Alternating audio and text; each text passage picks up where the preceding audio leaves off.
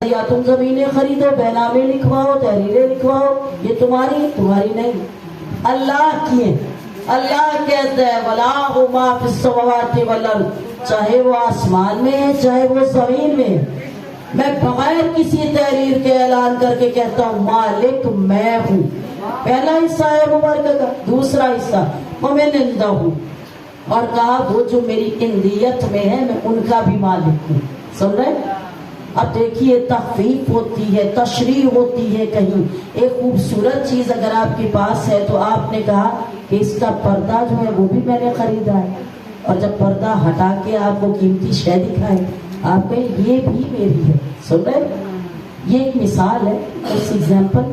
ہاں تو میں نے آپ کو اسی طرح بتایا، پروردگار نے پہلے بتایا کہ وَلَا مَا فِي السَّمَاوَاتِ وَالْأَرْضِ، زمین اور آسمان کا مالک میں اللہ ہوں، وَمِنْ عِنْدَهُ، اور جو اندیت ہے میری، جو میرے قریب ہے ان کا مالک بھی میں ہوں۔ اور دیکھو ان کا مالک اس لیے ہونے پہ فخر کرتا ہوں، وَلَا يَسْتَكْبِرُونَ عَنْ عِبَادَتِهِ، وہ عبادت کرتے ہیں تکبر نہیں کرتے، وَلَا يَسْتَخْسَرُونَ، اور یہی تو ہیں جو دن رات عبادت میں صرف کرتے ہیں اور تھکتے نہیں ہیں۔ چلے میں آپ کو ایک عام فہم بات بتاؤں کہ پروردگار عالم نے جب یہ بیان کیا تو پہلا تصور آپ کے ذہن عالی میں کیا آیا؟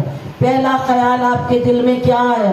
کیا زمین اور آسمان کی تخلیق الگ ہے اور اندیت میں رہنے والی تخلیق الگ ہے؟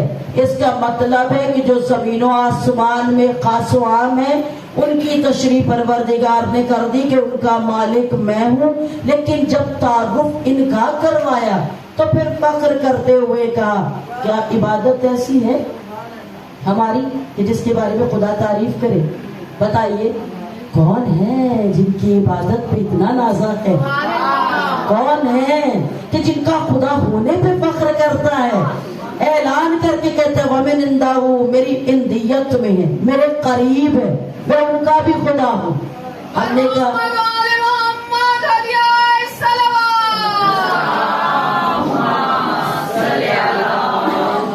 مختصر، بہت مختصر، میرا مزاج یہ ہوتا ہے کہ مجلس حسین درسگاہ حسینی ہے، ہماری نیو جنریشن بھی بیٹھتی ہے، اور موسٹلی کنسیپچنز ہوتے ہیں کہ جو درس گاہوں سے لوگ پڑھے ہوئے ہوتے ہیں they are illiterate, they cannot describe any theory about Islam۔ تو میں یہ بات کہا کرتی ہوں کہ جہاں ماڈریٹ ایران میں ایجوکیشن کا لیول ہے وہاں ہمارے جتنے بھی اسکالرس ہیں ان کو چاہیے کہ اس مینٹالٹی کے اکارڈنگ اس چیز کو کھول کے بیان کر دیا جائے۔ تو اب یہاں یہ تخفیف کی جاتی ہے، عمومی طور پہ بچے سوال کرتے ہیں کہ خلقت تو انہیں بھی پروردگار نہیں کیا، خالق تو ان کا بھی وہی ہے۔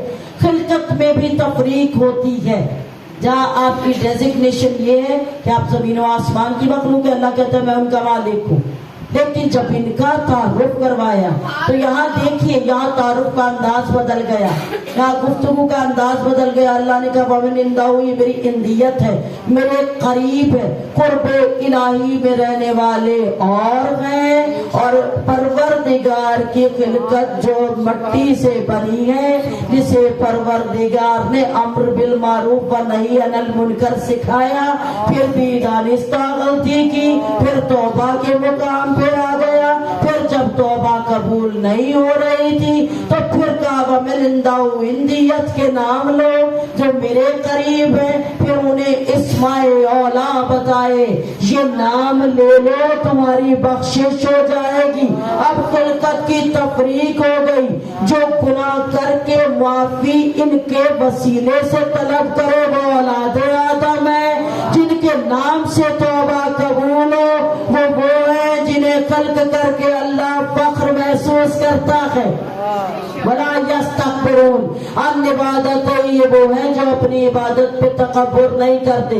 وَلَا يَسْتَخْسَرُونَ، یہ وہ ہیں جو عبادت کرتے ہوئے تھکتے نہیں ہیں۔ اب ایک عام فہم بات ہے، بتائیے عبادت کرتے ہوئے انسان تھک تو جاتا ہے، بولیے تھکتا ہے نا؟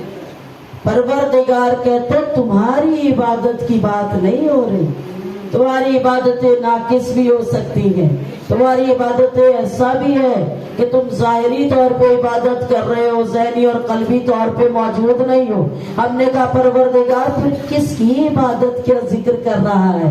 अल्लाह अगर खिलकत औला वो है तो उनके बारे में थोड़ी सी फहमो फरासत हमें भी अता कर दे। खुदा ने कहा पढ़ो कुरान, तुम्हारे लिए कुरान हाजिर है।